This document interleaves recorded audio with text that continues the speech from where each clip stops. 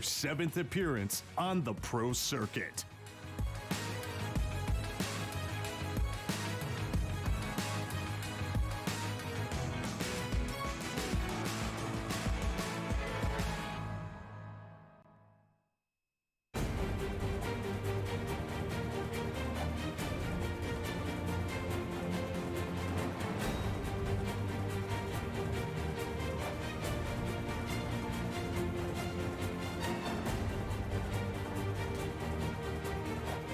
This team graces the Supermajor as Southeast Asia's regional victors. Top 8 finishers at the Bucharest and Shengsha Major, and top 4 at DAC. They've proven they're no pushovers, and the all-Filipino roster is doing their country proud.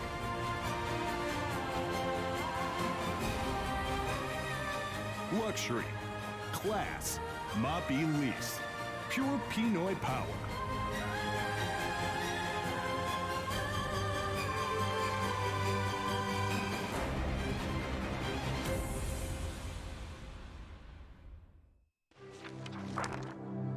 And welcome back to the China Dota2 Supermajor. Day number 6, the upper bracket all complete thanks to Shiva and the guys this morning for covering both of those series. Super quick series as well, weren't they? Liquid absolutely smashing their way through their game against Secret, and likewise LGD wisping their way through 2 games against Virtus. See what I did there? Yeah. Anyway, we're going to focus now on the lower bracket where 2 teams go head-to-head next, who are both still battling for a place inside the top 8. It's Optic versus TNC, and we've got Nahaz, Black, and Gods here on the panel. How you doing, gents? All good? Looking forward to it. But this could be quite spicy, Alan.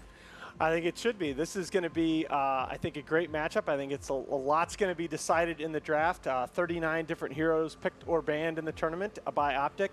That is, I believe, second most to Vici, who've played more matches than or longer matches than anybody. So I think a lot is going to be determined in the draft. Yeah, Black, Optic have come strong late in the season, but they've picked at the right time, haven't they? Yeah, I mean, what do they need? Top 3? Top 4. Top 4. They only need top 4 to surpass them. 2 BO3s. 2 more BO3s, right? Yeah. But they'll have to face VP, yep, I believe, if they win this. So, yeah, I mean, it's going to be rough for them. But as you said, they peaked at the right time. Before that, they were quite average, honestly. They played a lot of lands. They're always like hit or miss. But right now, they're on a roll. Yeah, still quite new, though. The start of the year, still coming together, chemistry-wise, still learning each other. So not surprising, perhaps, it took a little while.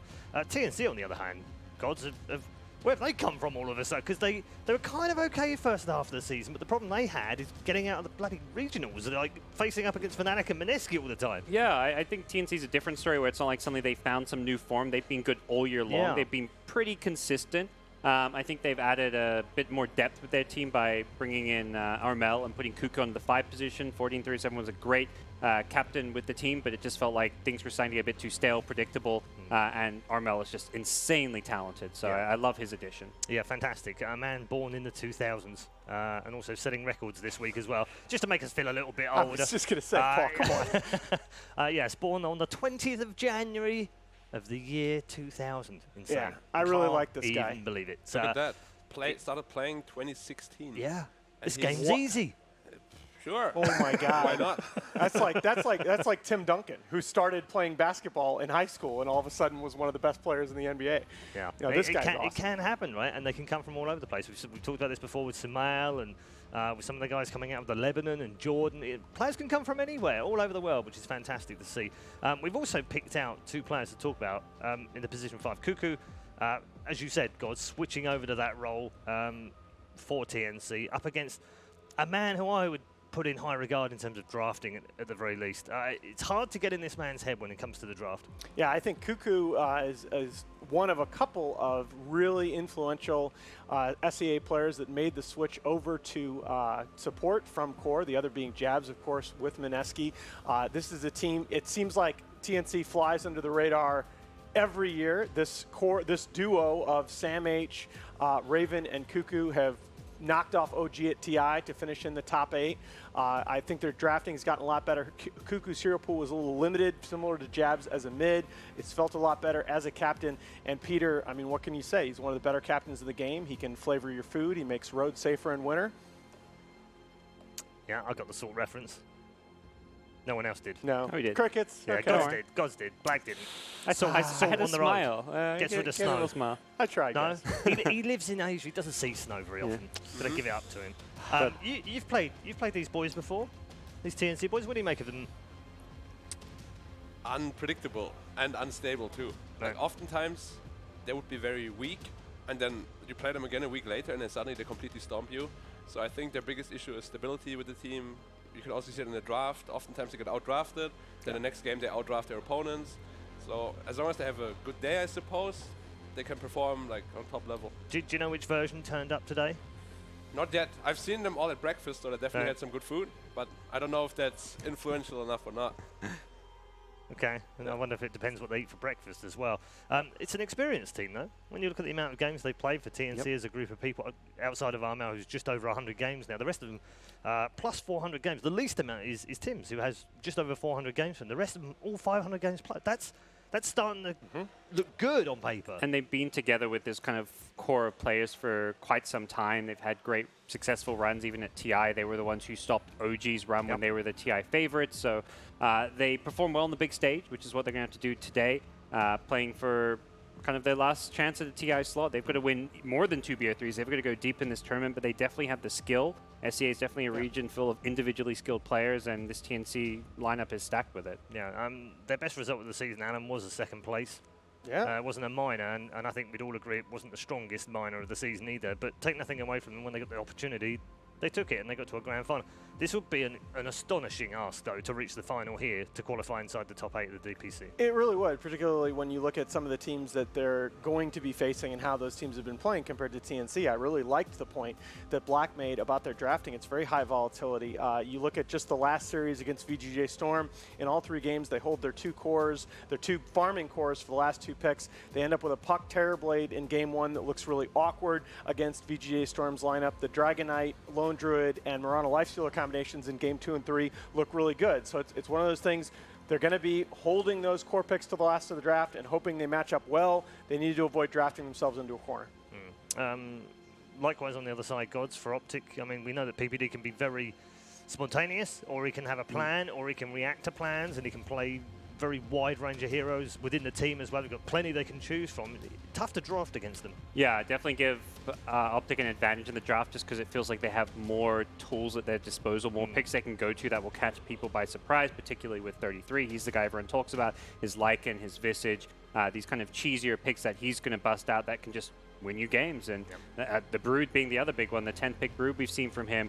If you're not careful, suddenly Optic just busts out this one hero that you just don't have an answer to, and you've lost the game there in the picks. Yep. And the other man, of course, from his home country is a very successful man called Fly. Israel also producing some very high-quality, world-class Dota 2 players indeed. Our draft is ready, gents. I should tell you, Alan, as well. TNC have chosen side, and therefore have picked Radiant, and Optic have got first pick. Yeah, Peter, as is well known by now in some of these panel discussions, I think first pick is really very good right now. Peter talked about the importance of first pick in deciding that series that they played against Fnatic at ESL 1 Birmingham. So I think they're going to be very comfortable with that. It looks like right now they might have the Night Stalker on the table. That's going to be a very strong candidate for first pick if it gets through to Optic. Oh, nope, they're going to take it out. Eat your own words, Alan. You know, tried to do it. Tried to do it. What they get for being too faster than TNC. Oh, so that's the other thing that they've gone to in first pick. They went to it in game 1 against EG. They followed it up with a Skywrath as their fourth overall pick in the draft, and I would look for that here again as well. Yeah, if you're TNC shoes, you need to prepare for that Beastmaster Skywrath dual lane or take the Skywrath yourself to kind of block pick it. Their win range is in the pool, though, and that's a hero they have favored as a first pick in the majority of their drafts, alongside Mineski. The SA teams love the win range, and that kind of fills a similar role to the Skywrath, where you're really pressuring that enemy safe lane. Yeah, the other hero that's really good is, of course, the Warlock against the Beastmaster dual lanes. The heal helps to sustain the lane. Doesn't really fit TNC's style for me personally. Yeah, they're more an aggressive team. They want to take the fight to you. We've spoken about this first pick, Gyro, but combination with the Skywrath means they've taken it away from the Optic, so the that's, problem that's good. Is that the Bane is still on the table for Optic, and that's a hero that I think It's very strong in any dual lane right now. It is PPD's most played hero over the last 3 months, and it is very good against the gyro. Yep. Absolutely. I think the good news with this gyrocopter pick is it's no longer like all about this one position gyro. TNC have a mid player in Armel who can play these explosive heroes that will carry you the game. We saw it on Marana. We've seen it in other roles like Embers and Storms as well. So I do feel confident they can get something else that works with it. Wow. Chen is amazing against gyro lanes in general. His Rocket Barrage does no damage at all. You can tower dive him whenever you want, especially with the Beastmaster. And Hand of God just like is a direct counter to cooldown. You know, you just heal up all the damage you take. Well, is it Zai or PPD playing the Chen? Well, that's the thing. They I both was can, right? yeah, I was about to comment on that. Before ESL won Birmingham, PPD had been almost exclusively their Chen player. In a couple of games at ESL, they shifted Zai over onto the Chen, starting with one game where they needed a PPD Rubik mid to counter a Broodmother, and I think that that's made the Chen even more dangerous in their drafts that they play it now at both support positions. The usual like Chen counters, Witch Doctor, probably not going to happen because Cuckoo is also playing the Skyraf usually, and Tims is on more like a stunner melee hero that can more like be on a tanky front line, like Sanking, and you can take it out. What else does he play? He plays a really good Tusk on Tims. Does he have any other heroes he really likes to play? Earth Spirit, if you're going to go way back, but that's... Way back, yeah. I was going to say Sanking, but obviously now banned as well. His Nyx Assassin is amazing too, but of course the pick in general not very strong right now. Is ET's good? I like ET a bit more. You've got the Chen creeps to give you some more damage as well. And Right, the ET, yeah, I forgot about that. Yeah, it's kind of been a problem for TNC that when you look at we're talking about their drafts and we're talking about predictability, something that is really important against Optic. Their two big flex picks had been the Bat Rider and the Nyx Assassin, the heroes that they could run in either the 3 or the 4 position, and both of those heroes have really not done well in the recent meta. So they've kind of fallen back and become a lot more predictable because of that. 5 seconds remaining. definitely favor Optics. I mean, 2 picks. I feel like they have a lot more different directions they can go. Yeah. Yes. We've seen this Gyro be incredibly weak in lane. It just has fallen off as a pick and hero in the meta right now. It's still playable, but it just feels a lot easier to counter and play against. Good bans though. Luna Morphling. I actually thought Optic might go for that core matchup in the first 2 because Luna feels really bad in the first 2, except when you know the carry matchup. And Gyro is one of the carries you actually can play Luna very well against. Yeah.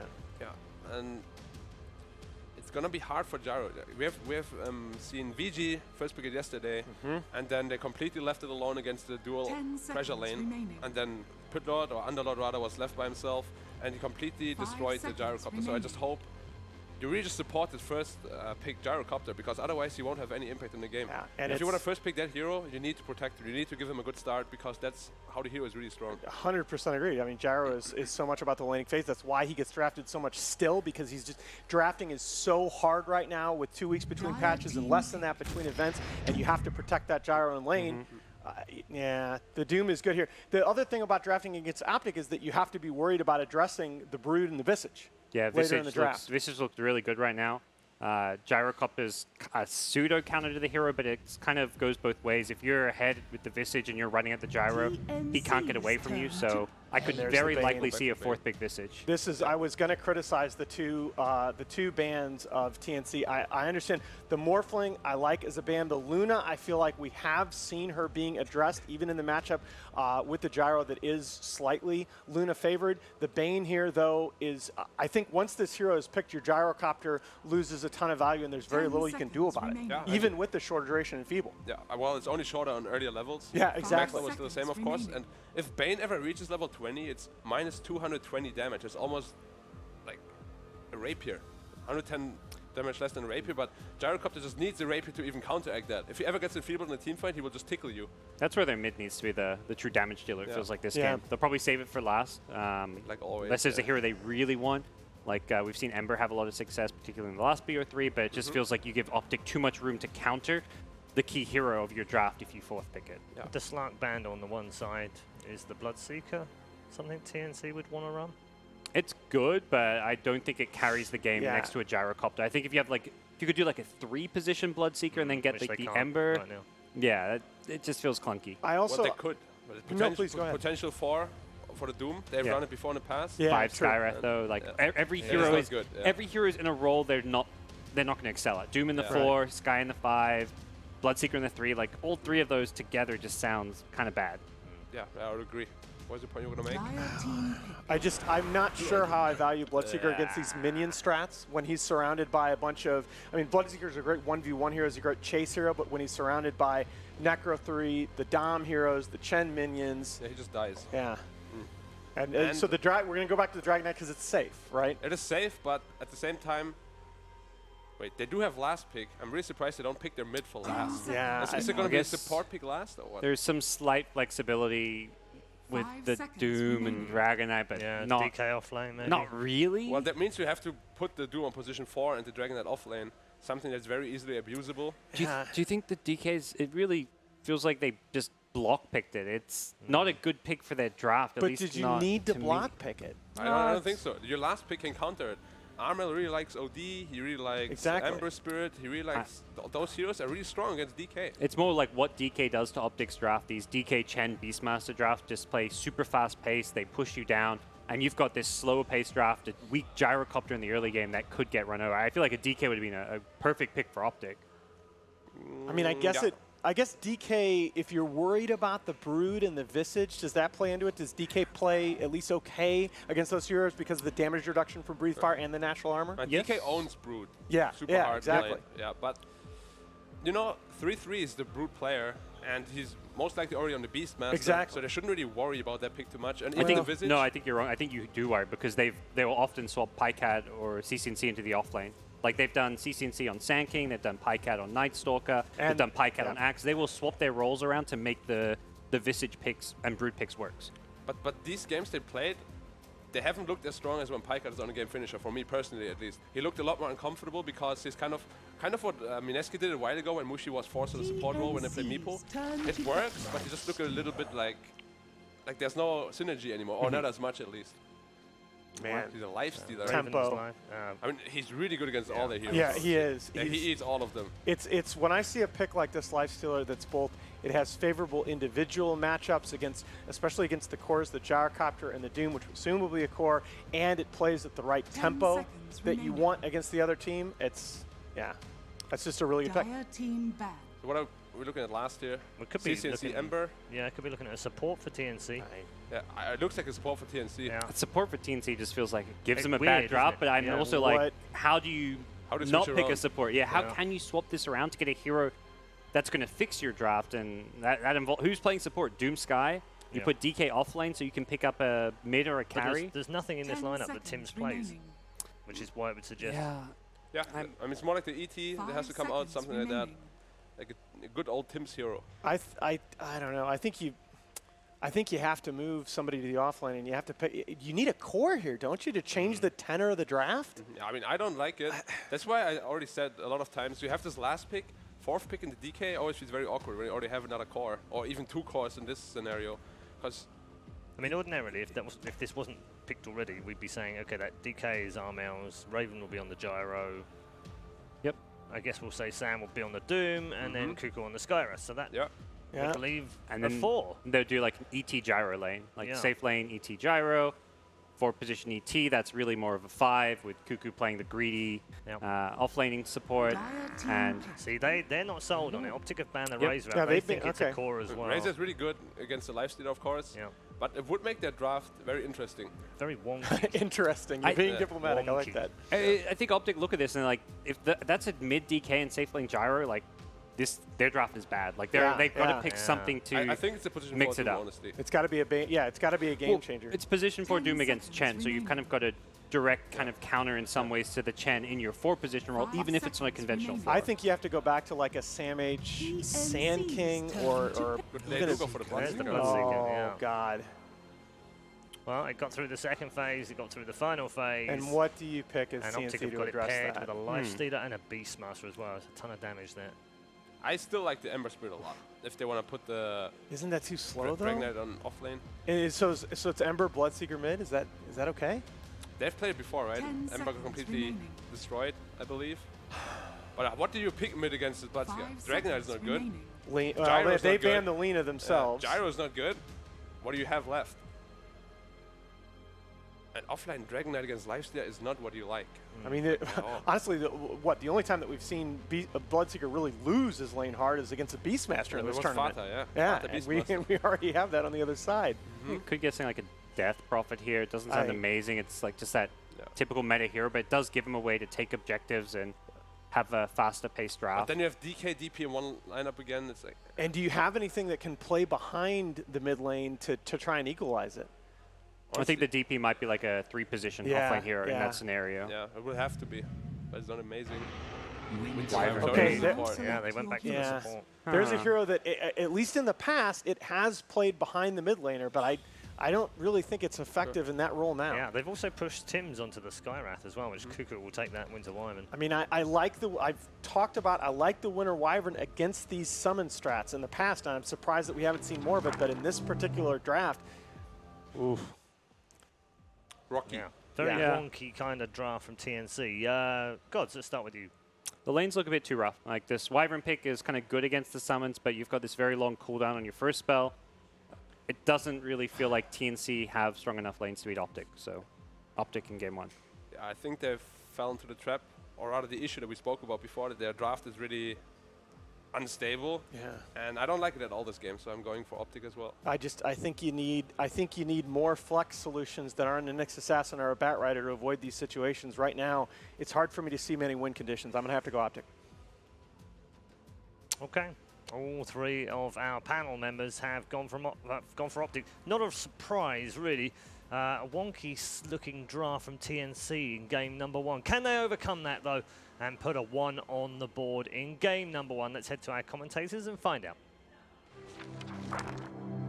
Thank you very much, Paul. Yes, a best of 3 here in the lower bracket between Optic Gaming and TNC. I'm ODPixel. I'm here with Bulldog for this best of 3. And this should be a fun one. We're seeing some new heroes. Bulldog, TNC with the 5th pick, Winter Wyvern. Do you like it? Not a huge fan, but Annie's last hope here of Optic. This is pretty hype and a lot on the line here. They need to get top 4 to get to that TI invite. Says they can do it. Yeah. I mean, the Wyvern, it sort of in theory, it seems pretty good because you've got that D push against the armies of the Chen and the Beastmaster. You've got sort of that save from anyone that gets gone on by the Lifestealer and the Bloodseeker. Of course, the Cold Embrace is going to be quite useful as well in that regards. But then again, it is a Wyvern. And there's reasons why we just do not see this hero being sort of the go-to support. For sure. And since we heard Nahas saying that Optic would win, it would be a good thing to bet for TNC right now, because Nahas, he relies too much on those stats. And usually is wrong, so. Already. Let's see how those stats work out as TNC. I'm going to go for the chase down onto 33. They've got the homing miss on. That is your first blood. Who's going to be able to take it? Raven will claim it for himself. This is the guy who's been carrying Optic a lot as well, so you really want him to have a good game. So not a good start here at all. Yeah, we'll see how much pressure TNC do put down on that bottom lane at the moment. Tims, we'll see where he's looking to head. Towards that mid lane where Hamel versus CCNC, DK versus Bloodseeker will go down. Ooh, careful with that courier. This is going to be an interesting matchup here. Definitely going to need help with DK here, so we rotated Tims here. Very smart, because he can easily get really out of hand with the Bloodseeker. As we've seen many times, he can just destroy a lane. Yeah, he's got no health now. Very smart here. Tim's presence with the spam. Quite an issue here for CCNC at the start, but look to try and lifesteal his way back up in this middle lane. As another wraparound coming in from Tims. Oh no. Is he going to get the courier on the way back? He's got that perfect angle to spot it out. He knows that it's just come down, and Tims indeed will wrap around and take that courier away from Optic.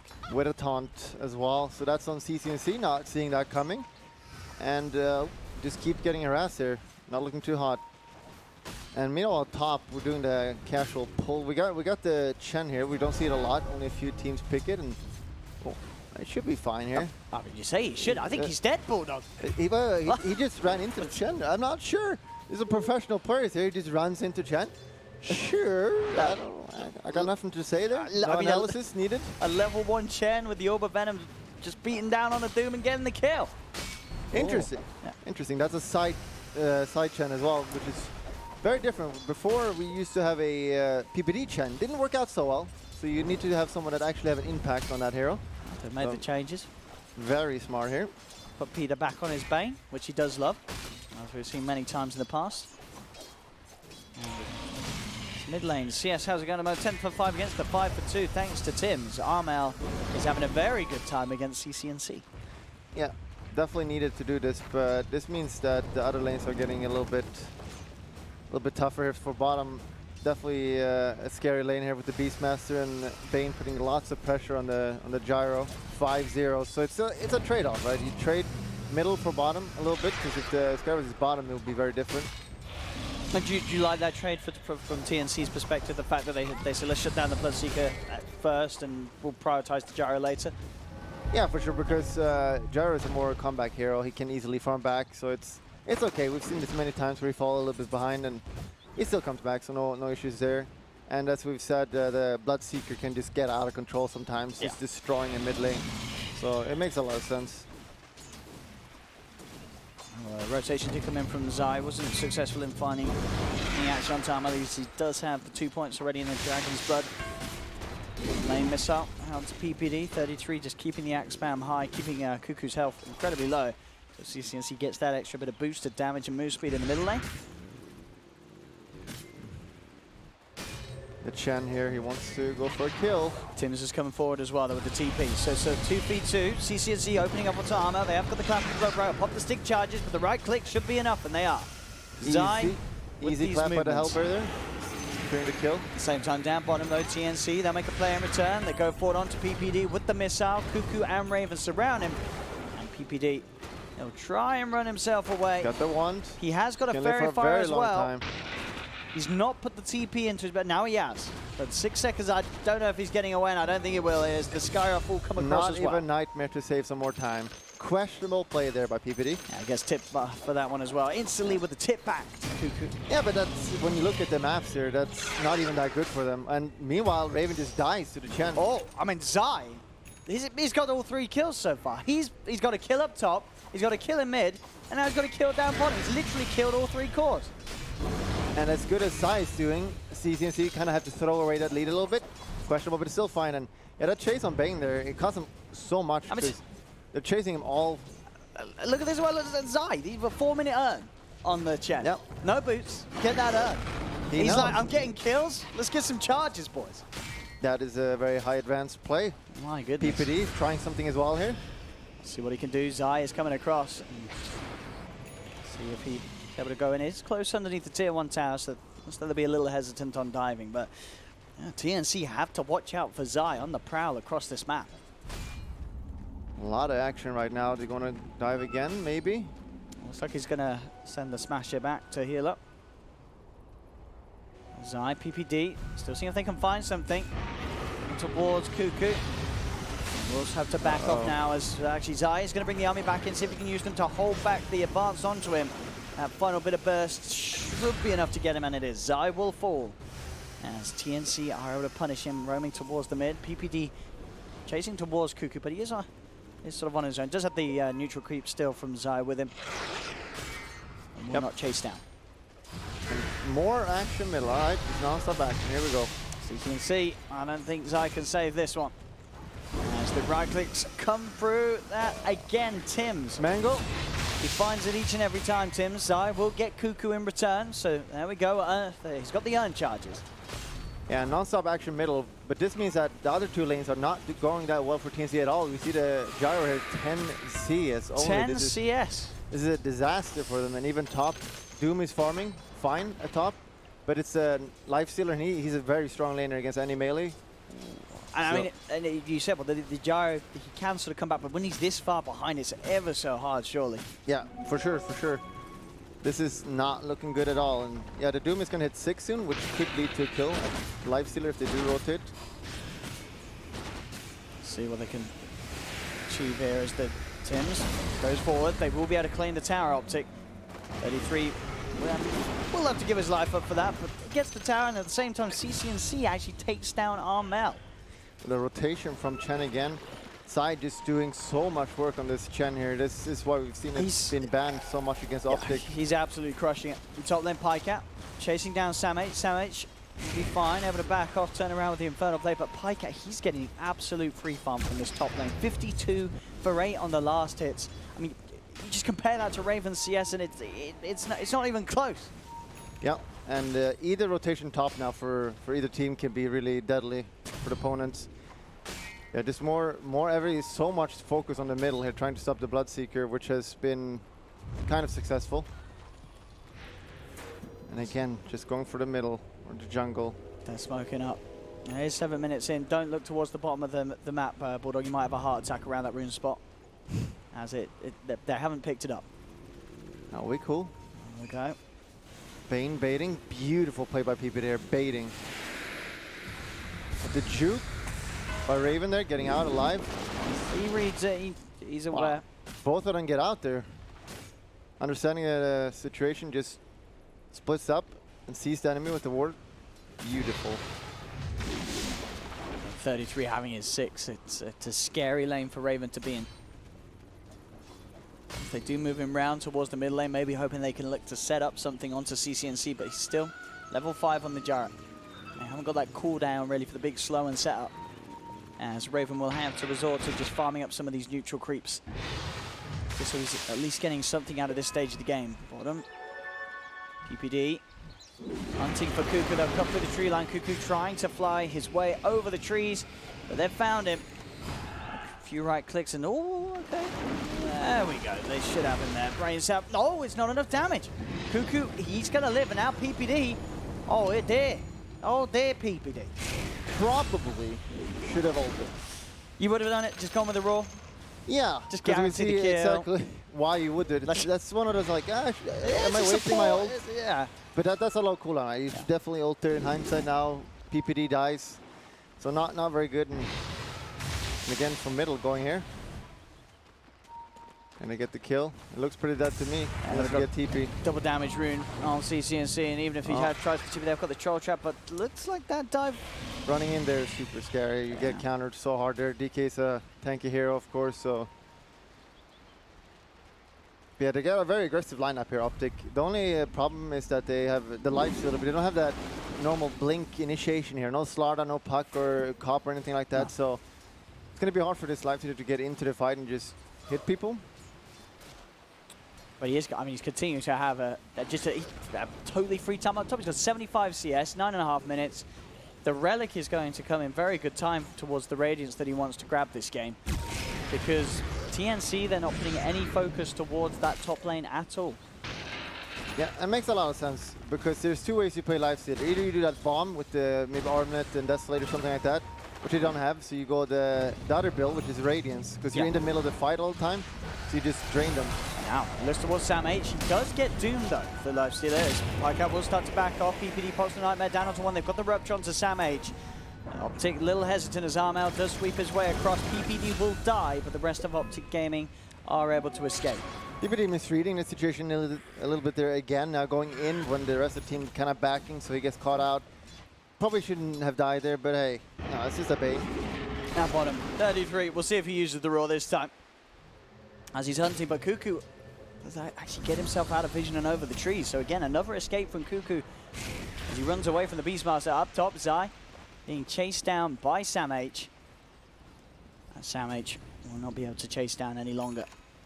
And even though they got so many kills on from Optic, they got kills everywhere, right? And it doesn't really matter. Chen had such a good game, and the lanes looked really well. Like the Jar was super punished, but the climbing fine. The net worth is very even, so not having a free farmed Bloodseeker looking pretty good now for TCNC. I thought it might have been snowball out of control. So the only issue right now is the Radiance on the Lifestealer, if that's going to come in and do a big impact on this match.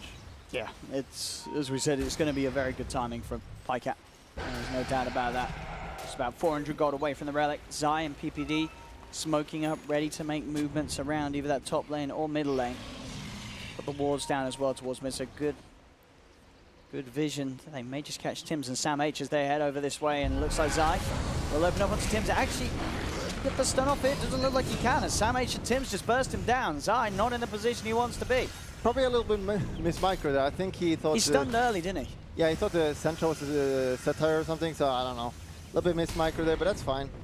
No big deal, just lose both of the creeps. Actually, that's not fine. It's one of the most frustrating things playing that hero. He's got to find a new army now. Yeah. And we've seen a Beastmaster going for the aggressive medallion build. We've seen him do it before, and it's so much damage on this hero, which means they just want to keep pressuring. But now, a few unsuccessful ganks here, which means they probably need to hold back a little bit and wait for Life Stealer Radiance. He's almost got it. The Relic coming up. And very good levels as well for Pycat, as he hasn't really needed consistent backup on this top lane because it has just been a Doom in his lane. Sam H for the most part. 4 hero rotation now though. There's no way they can Life Stealer without a Doom though. It's really difficult. And incredibly hard to close the gap, especially underneath this tier 1 tower. As TP rotations can be guaranteed from Optic. But they know that they sort of have to do something. They know that Pycat, he's been free farming. He's not got anything in his inventory. They know that he will be going for that Radiance, and they do ideally want to try and stop him before he does get his hands on that Relic. Yeah, nothing. Normally you just TP bottom out to get the tower, but the tower's already been taken, and they're diving a little deep here. Oh. 3-man TP. Everybody's coming in for 33. The slow is there. He'll try for the TP out. Do they have any way to cancel in time? They do with the Winter's Curse from Cuckoo. They'll hold down 33, and they will be able to punish him for pushing out this bottom lane. Yeah, Cuckoo learning from 33's mistake. They're just ult to get the kill. Just ult. As simple as that. This gives much needed space for Life Stealer because he's really weak right now. He needs that Radiance, and that's when they should start to show some aggression. We'll see how this works out for TNC. As I said, they really have just let Pycat pre-farm this Radiance. Yeah, and the game really slowed down a lot from the start here, which I would definitely think favors TNC. Their late game looks pretty scary. Mediocre farm, the Bloodseeker is not as scary as other heroes. Set up. Into Sam, in they go. Pycat, CCNC, the rupture, and the right click. Sam H, no escape. As Optic pick up another from this top lane. Pycat's game continuing to go from better to better, as they'll take this tier 1 tower as well. Still though, Raven, the net worth climb, is now continuing to stay level with CCNC. Armel also has that advantage over CCNC thanks to that help and Tim's in the lane, and is getting closer and closer to his Blink Dagger, about 1600 towards the Blink Dagger on the Dragon Knight.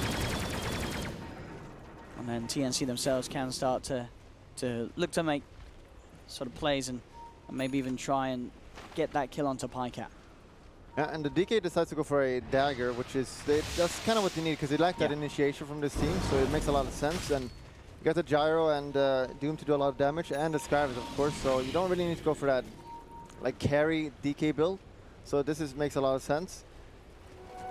And yeah, this game is very slow right now. Just how Optic want to play it, with that 15-minute Radiance complete on Pycat. That is fast. And he's even shoving in the middle lane inside of an Ancient. That is good. Very aggressively, keeping TNC sort of on the back foot in terms of having to react to this. And getting that space for Optic to push the middle wave in and claim another tier 1 tower. That is true, and bottom now. Could they get this tower? They're getting 2 towers, even at rotating everyone. And right now it's a scary time for TNC. They know that the Radiance timing is up, and you don't really want to fight into this. You definitely need the dagger on DK before you can fight anything, and even then it's pretty scary because you got the Doom, which normally is one of the strongest spells in the game, but then you're playing as a Chen. Yeah. And then you just send him back, and it's pretty hard to play against. There we go. Look at this Pycat, just giving the slow burn down onto Cuckoo, and Cuckoo will get the cold embrace up, but it's not going to save him from the brain sap. Peter Pan down, finishes him off with the pure damage, and now the army is pushing in on the bottom lane. TNC, what can they do to stop this? Buyback straight away from the Wyvern. They've got the Doom down onto 33. 33 on the retreat. Raven has the cooldown and the flak. Will be able to take down PPD. Can they get anything more? No. Because already the send back's there. 33 gets sent back to safety by Zai. Is TNC only able to claim the PPD Bane? Can they get anything more? Tim's still trying to chase Zai. Pycat thinking about going back in, but he gets silence. Perfect silence into the Dragon Tail. They've got the chain stuff, and the deepest save! Zai on the Chen, getting Pycat back just in time. Zai will lose his life for it, but he's doing so much for the team this game, Zai. that was a lot closer than it should have been. They were talking, they're like, hey, I'll go in and you send me back. Is it up? Is it up? Yeah, I'll send you back. And he runs in with Lifestealer, but he was going to rage, but he got silenced before he did that. And it's like, whoa, oh, that's not good. And just barely. Just barely. It could have been so bad. Yeah, absolutely good. I mean, yeah, TNC played that attempt perfectly onto the lifesteal, as you say, but the chain control, as long as they get that seal before the rage, they do have a very good duration of stun to follow up. Scientists with the save. It is 12-7 for TNC, but still that 2K advantage for Optic. And the fact that you imagine they will be able to farm just that little bit quicker because they do have this Radiance lifestealer. 33 bottom, looking for a solo kill. Not really going to happen against a Doom. 1800 health.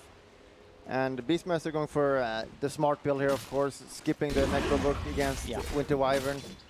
Terrible item against Wyvern because of his ult. And yeah, the Wyvern is a really good pick here because of denying the Beastmaster a little bit there. And Beastmaster gives it R as well, so if you do ult someone, they're hitting so fast, right, with the Winter Curse, so they're going to do a lot of damage. It's also really good against the Bloodseeker ult because you don't want to move when Bloodseeker ults you, so you got the Embrace, right, to kind of counter that a little bit.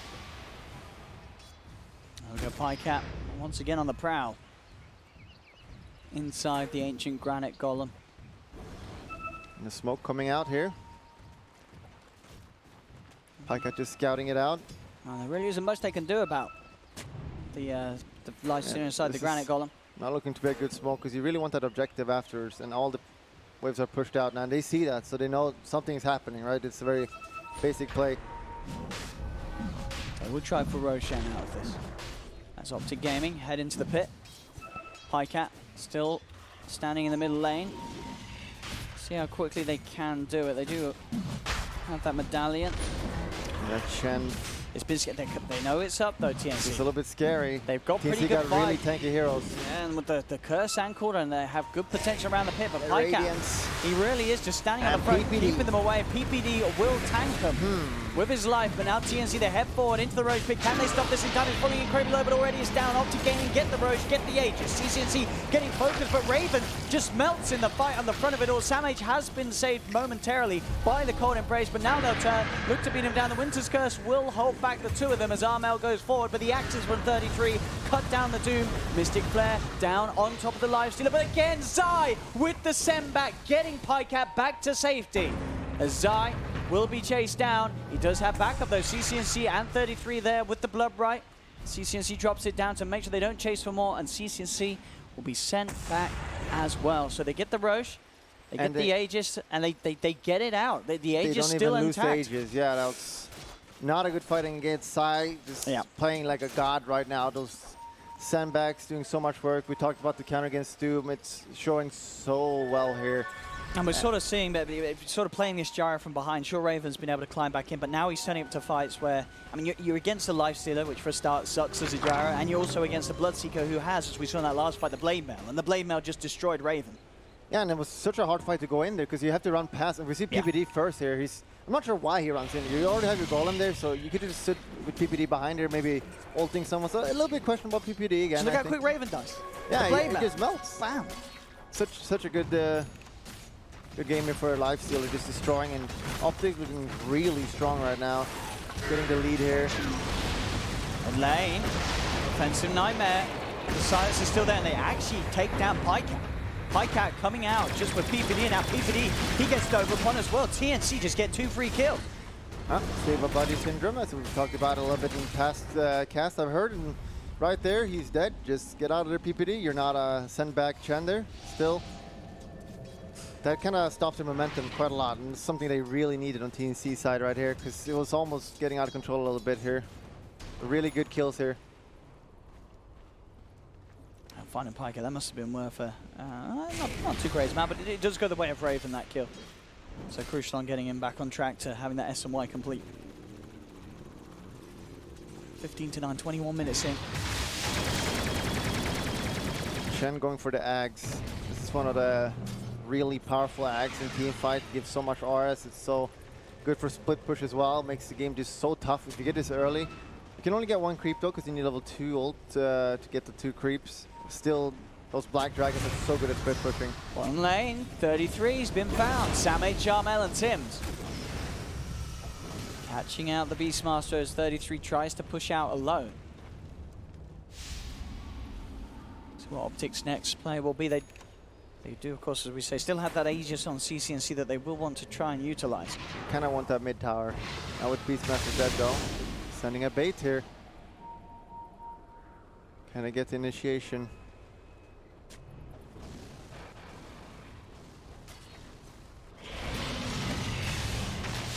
Same time, yeah, TNC, all right. Who do they look to fight onto? It's hard. Dragon against Dragon. I believe Pycat is winning that fight. Radiant Spurn pushing Cuckoo back on the side. PPD. He's got the Nightmare into the grip to set up. Instantly the Cold Embrace comes out in return. They're standing their ground here. Optic moving in. They'll cut down Tims and now turning their attention towards Samage. They do get the Winter's Curse out, which will buy some time for Samage, but still the damage looks to be too much. Samage tries for the Doom, but he can't quite get it out. PPD's lost his life. But Optic, they've got the double kill for CCNC. They've found 2 for them. Armel trying to retreat. Does Pycat want to pop out and go for this? He won't. He won't dive past the tier 3 tower. Optic again. What is he doing? Favorable trades in the Wyvern. He's outside of the base. A little bit questionable. And this Radiance with the Ancient Creep, they can't do anything about it. It's just winning them the game right now. And they're just going to go high run at 20 minutes. Not looking good. And they have the Beastmaster, so they're going to push real fast as well. There's 3 heroes dead. None with buyback available. Sure, the cooldowns are... The timers are pretty low, so they will be back in TNC. They'll be Still without the the Winter's Curse. CCNC. We have the Aegis being popped, but as you say, he does not mind. He's coming towards the end of his duration anyway, and Optic, they find a tier 3. Doom here. See if they can back out Samage. Send back. Just like that, and they're back. Leave PPD, it's fine. Well, there's the counter. Zai will get purged by Samage as he tries to chase Zai. Just goes straight for the TP. He will not make it. Zarmel comes up to Dragon Cell. Can they get anything more out of this? I mean, Missile on top of the Ancient. Yes, now Pycat jumps out. A little manly, this could be bad. With the Rage chasing down Tims. Tims taking over the Radiance. Raven does come in from the side. It's a good cooldown and a packet. In fact, they've just managed to take down Pycat. Get the Life Stealer, but CCNC, he's pretty speedy. Look at him go with the BKB for the Winter's Curse. Cuckoo holds back the speed of the Bloodseeker, and in fact, Armel, he's heading back over. He wants to try and fight this, but the grip. PPD has the control. CCNC keeps himself alive, and PPD holds back the Dragon just long enough to allow them to get out of there. He has the Nightmare, but the Nightmare taken off by Cuckoo will mean that Armel can back off to safety, so both support saving one another's mid laners. PPD saving. That could have been so bad. Both of those scores looked pretty dead to me, and PPD just saving the day right there. Not only the best captain, but the best player in the world. Damn. Beautiful. They get that tier 3. They don't get anything more mid than the tier 3 tower, but opening up that base is pretty huge for Optic. They look to take those shrines down now, and they're back up. Yeah, and they probably don't want to wait too long to put on the pressure again here. Level 2 channeled would be really good for the Ancient Creeps, but that's going to be a while. This hero levels really slowly, especially how much they've been 5-manning. And let's see, are they waiting for any items? Doesn't look like there's anything special coming up. Yeah, if they just tank up here and just go 5 again, that could just end the game pretty early. And this Radiance creep with the Ancient has just proven to be so powerful. So they're just going again. If they could get a pickoff before, that'd be huge. But he survives. Climbs his way back up to the high ground. This Winter Wyvern ult is going to be a very crucial ult in this game, even one for the Netherlands, which means he's got massive range on that. Could really stop the fight, which is really important against these BKBs they have now under the Life Stealer. So if they counter that and makes it run out, you can just counter initiate with the DK stun and the ult from Gyro, which could just complete, because they're not tanky. These heroes are not that tanky. Bloodseeker's not a tanky hero. Without the BKB, he just melts a lot of times. Especially if he's got the Blood Rage on him, so you got to be careful with that. Going for the Maelstrom next, CCNC. And he's about halfway there. Just over at Pycat has his SMY coming out. SMY, of course, done for Raven, as Raven looks towards the Lincoln Sphere next to help him against that. Bloodseeker, I mean, a lot of sort of single target from Optic Gaming. But Raven wants to be wary of. Yeah, and we're not going to get a super farmed Skyrat this game, which sometimes we see just go out of control. He's not going to get an axe anytime soon. And yeah. This DK is pretty strong now, though. All their cores are getting stronger and stronger here, so again, I think it's this Wyvern ult that's pretty big in this fight. Could really win the game here. Not sure if Optic wants to wait for this Ag or the Roshan. Could delay it a little bit too much, maybe. But looks like they're going to play it safe. Just get the shrines. Makes a lot of sense. They got so many auras. They got the Beastmaster, the Wolf, the Wildkin, the Golem. They really are gearing up towards, as you say, this sort of mid-game push that's going to be very hard for TNC to potentially stop. It's a Roche. That's an early Roche. Really good for them. RNG on Optic side in that sense. Probably put it on Bloodseeker because he's a hero that can just drop pretty easily, and if you just get bursted, it's a disaster. Lifestealer is way harder to kill here, especially after it's in the Black Dragon now. And looks like he's taking it anyway. Not a huge fan of that. Yeah, given CCNC the cheese, I mean, you'd rather see it the other way around. Yeah, I'd like that more. But sure, doesn't matter that much. No. Bloodseeker's, it's got 2,000 health, and it's got the Chen heal, so it's going to be hard to burst him before he gets the cheese off. And here we go again. They're just going for that mid-game push. 5k lead. Not the biggest of leads, but a lead that has just slowly continued to grow for Optic. TNC still, able to sort of shift the balance this game. Zai will get the Chen out, the gem out onto the Chen, so they can keep this map control. He's got the Aghanims, doing very well for himself, Zai. Yeah, they're deciding not to push middle, just stick around there, which is forcing them to be in the base. This normally would be a problem because you'd split push on sides, but since you have the Chen creeps, you see bottom just gets all the lane pushed, farming. So meanwhile they're just farming all the jungle and opponents, just sitting in base, and sitting in the base is a losing playstyle, of course. Yeah, they're unable to really get out and find any sort of fun. They will try and make the move towards Pycat. It's a very hard target to open up on with that Aegis. So TNC will let him be. Definitely going to rotate top now with Optic. Need to stop them. They cannot let them outside of base, and soon as well. 30 minutes coming up. Getting 4 banner runes is a big deal at this point, so it looks like they're going to get them as well. So this is just manning up. There he is, just in, getting some damage in onto the racks He is already. an alpha male. What can TNC do to stop that? He sort of shows mid and then heads straight up towards top. Here we go. 6k lead. Optic slowly sort of starving TNC out of the lanes. PPD know what's up. Good player here. Gonna give him a clap. There we have it. He knows. Feels good. That's a lot. This is especially why you can't sit in base. Yeah, you just... This is just too much, because now you're also giving gold to Bane, and eventually he's gonna have one item. If he gets a glimmer of what that could matter. So... But he's pretty poor. It's PPD after all. Nah, they play him at a position 6, so it's not his fault. He's poor. Let's see what they do with this. I mean, like I said, this sort of slow progression for Optic is certainly favouring them. The longer they sort of take this game on, Pycat goes for the rage. He's back in again onto these racks. Gets a bit of damage out. Still feeling pretty confident with that Aegis. He's getting closer and closer to having the gold for the Assault Cuirass. At the same time, top lane is also being forced in by the army of siege creeps, as you can see there. Yeah, there we go.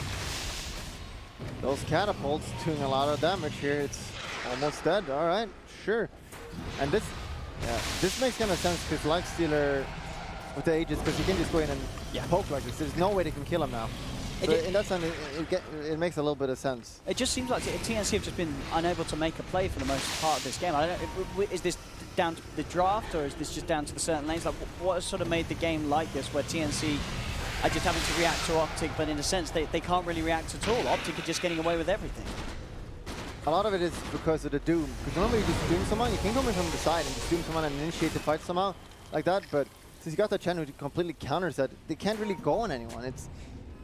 They need to somehow bait Optic to go on them so they can do this. And it's not going to save the racks. I mean, they may be able to burn the Aegis, but all right, with that second life, he just needs one more hit onto that Braxton. Jumps in, jumps out, and in fact, they'll take the fight instead. Rip there onto Doom. They do get the barracks here, Optic. A punch into Samage. Samage will fall. Samage will buy back straight away. Optic and Deep. They've got what they came for. Pycat is getting caught out in the front. Defensive nightmare from PPD buys him some time, but he's been doomed. Pycat will fall. As they get the first big kill, can they get 33 as well? They've got the sentry down. They will get 33 also. Double kill for Cuckoo. But Optic Gaming, they got what they came for. They get that full set of the racks in the middle lane, and Doom has to buy back. Yeah, and the Doom goes for a really smart creep here. It's going for the perch to counter-initiate that send back. Makes a lot of sense. Yeah. But it's kind of sometimes hard to see who he sends back because there's so many effects going on. So if he's not paying attention to Chen, he can easily like miss-see it. And yeah, still a really good creep here. And already racks, 33 minutes. TNC able to strike back a little bit though with those 2 core kills, hitting the tier 1 tower mid. They'll push on a little bit more, still with 30 seconds without Pycat and 33 being in the game. So able to claim something back from Optic off the back of it, but for sure will not quite get the same amount as Optic were able to get from that mid lane push. Unless PPD has come forward. There's the stun from the Centaur holding back Samh a little bit, and there's the send back. They get PPD back to safety. Instantly actually TPing back towards this tier 2 towers. They want to fight. CCNC ready to go in. He has the rupture onto Raven. Raven being safer now by the cold embrace. No damage from CCNC coming through at the moment. Now he'll continue to punch and can he finish off the gyro. One more touch would do it, but he's being controlled. And in fact, Raven, he'll still live for now, finally fall. They'll lose Raven. They've also lost Cuckoo on the side of TNC. Buybacks coming out from Optic Gaming as Zai will fall. Samh trying for the TP out of the Raw. Onto the DK, pushing the Doom to the side, cancelling the Doom's TP. And the Troll Summoner holding down this DK through the BKB will mean that Optic Gaming get 4 of them. Yeah, this is really good because now they're going to force buybacks here. It kind of hurts them up because they're like, oh no, we had to use buybacks for this, but just push right now and you're going to force the buybacks so it's even. So it's fine. And I got to say, CCNC there, he's running in with BKB and then he clicks Blade Mail, which makes no sense because no one's going to hit you when you're BKB. If you had the BKB or Blade Mail at the end of the BKB, that could have been so much different for him. So a little bit questionable Blade Mail usage there by him. Press all the buttons, you know, it happens. Yeah. His face roll, and yeah, here's the buybacks. That's what they Only get one out. buyback. But we'll have Raven back up in a second. They got Windwave and Ultim. We saw what happened last time with that. There we go. They send back. Oh no. Oh. Look at those right clicks from Zai wrecking Pycat. Pycat's fine. He stands his ground. Where's the Skyward roll? CCNC, BKB and Blade Mail, your combo again that you don't approve of, Bulldog. He pops at the same time, walks in, walks out. All right. They can finish off this Rax Optic. As the full 5-mana TNC back up and alive. As the Hand of God heal comes through, Armel has found an opener. The Doom drop down onto Pycat. Pycat did get the rage off in time though, so could just fight through it. He looks towards Samh, chasing down the Doom. Samh has the score stuff, will be enough to speed him up to the high ground and get him back to safety, but he just continues to move on. Pycat does not care about being doomed at all.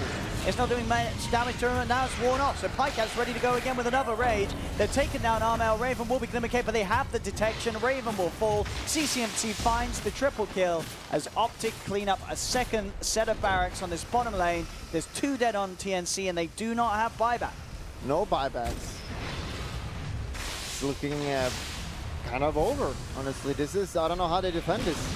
You see, Optic's got so many teamfight items, so you can't kill anyone. Yeah, they've played it perfectly. The draft, the technique, and it was a strange game because that GG is called Optic. Just like that. We'll take the game because for the majority of the game, the kills, they favored TNC. The net worth lead was never really that massive for Optic, but just because of their lineup and because of the fact that the TNC were just unable to do anything. TNC could not make aggressive plays themselves. It was always off the back of what Optic Gaming were able to achieve. It really just seemed like PPD and the boys were driving that game for the entirety of it. Absolutely, and just too many teamfight items. They couldn't kill anyone, and you know, the Sunback completely countering Doom, getting completely destroyed by that, and hey, what are you going to do? I mean, surely you look at that, and we know other teams have been doing so in the draft. Do you really let this team play Chen? It seems pretty strong when Zai's on. Yeah, for sure. There's only a few teams that play Chen, and when we see it, it looks so strong. And yeah, I don't. It was such a clean game by them, and it was from start to finish. They just, it seemed like they didn't struggle achieving anything that they want to do with this draft. They hit all the timings. I feel like you've really got to look back and say, how does PyCat get away with that free farm at the start? Like that top lane, that was a bit of a disaster for TNC, right? Would there have been anything else they could have done? I mean, do you feel like the pressure that Tim's decided to put on mid could have been better spent in one of the side lanes maybe to begin with on his Skyrath? And this is his PPD's mastermind, right? His draft is so good because if you help against Nikes, you leave the Bloodseeker to free farm against the DK. So it's really hard where you decide to go, and they decided to help the DK, which ultimately, it didn't look like Bloodseeker was the key hero in this matchup. No. So maybe that was a mistake. Wow. There we have it, ladies and gentlemen. Game 1, Optic Gaming taking the lead in this best-of-3 series, as TNC will have to change it up if they want a standard chance in Game 2. But for now, we'll send you back to the panel. I don't know about PPD getting in TNC's head in the draft. Maybe TNC got inside TNC's head in the draft. It has all washed out, though, and it is Optic that come out on top. Let's get the view from our panel members. Nahaz, Black, and Gods are all here to give their thoughts on a very important Game 1 in the bag. But, of course, best-of-3, so plenty of chances for TNC to come back into this. But this looked pretty straightforward for Optic. Yeah, I know I'm gonna sound like a broken record, Paul. I'm sorry, but this first pick, especially when you have a moderate draft advantage like Optic has, it feels like it turns a moderate draft advantage into a monumental one. You open and kind of an uncounterable hero like the Beastmaster or Night Stalker. You fourth pick either a core or a high impact support like Chen that has to be countered. You bait out a core counter with the 5th overall pick, and you abuse that by either counter picking explicitly or just drafting around it like they did here with the Doom. Yeah, we talk a lot about the draft, Gods, but how much of that draft transferred into the game for you? A lot of it. You still have to obviously execute and play it well, but Optic did everything right. The toughest part about the draft was kind of what the Bulldog touched on at the end is which lanes do you win if you're TNC. They actually started with 3 heroes bottom. They get themselves a first blood, but the reason they do this is because it just feels like wherever like the supports go, they're going to be losing these other lanes because the cores have poor matchups. Bloodseeker over the DK, Lifestealer free farming safe lane against the Doom. So Skyrath is ultimately forced to make this tough decision about which lane he helps, and wherever he's not helping, well, things are going wrong. For me, one of the biggest problems was actually what we spoke about at the beginning of the draft. The first pick, the Gyro, he had like 10 CS, where Lifesteal had like 55 or something like that. It is just not going to work. You first pick Gyro, you give him a good game, or you don't first pick him. I think it's like very, very simple right now, because that hero does not come back very easily, especially if he's countered in the draft already. Was that the idea behind the Gyro, though? We've seen a couple of teams utilize the Skyrath with the Gyro and kind of help it, but that didn't look like what they were planning to do in this game. Yeah, it looked like they just left him completely alone again. Don't know the idea behind the Gyro, to be honest. Yeah, I don't think there was any idea to it. Just like a good hero. Okay, let's pick it. And what do we do now? Go jungle level 3. Did it also feel like a little bit of a block pick as well? I think the Skyrath definitely was a block pick. That's what I was going to say. Beastmaster Skyrath, very, very good record. I believe they're 5-0 now, I believe, in this tournament, and they're 9-2 going back in the last 4 weeks. And I think, yeah, it's a decent idea. It can be a decent safe lane, but even if the lane configurations are stable, I think the overall hero versus hero matchups favor Optic. Zai, by the way, the Zai sendbacks made these base pushes so low risk. He had like 3 straight sendbacks of PyCat that saved deaths that would have swung that net worth hugely to TNC. Yeah, he was very clutch. I loved 33's item build on Beastmaster. It also kind of enabled them with the survivability, get the Crimson the Pipe. Yeah. Wasn't going this more standard Necro build and just says, look, let's just stay alive so we can just take these objectives. I think 33, even when he's not on his heroes like the Visage or the Brood, I think his itemization is perfect. I think he always does a lot with, look, he's not being given that many resources in these games.